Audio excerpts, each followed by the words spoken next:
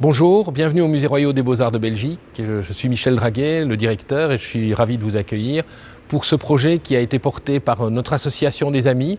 Les membres de la Société des Amis ils vont pouvoir voir ici une réalisation qui sans eux aurait été impossible.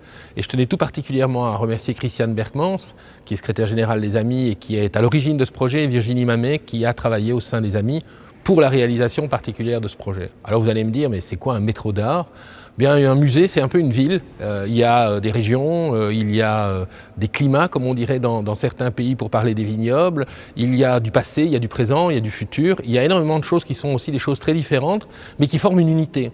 Cette unité qui est comparable à une ville. Un certain président de la République a dit l'Europe manque de villes, manque de lieux. Eh bien, le musée est un lieu de mémoire. Eh bien, dans ce lieu de mémoire, on va prendre le métro.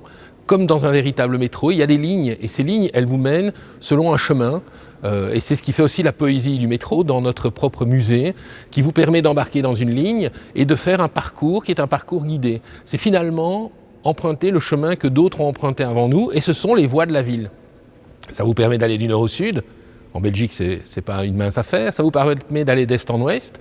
Ça vous permet de prendre des chemins de traverse. Ça vous conduit là où vous allez tous les jours, mais ça vous conduit aussi dans des endroits que vous ne connaissez pas.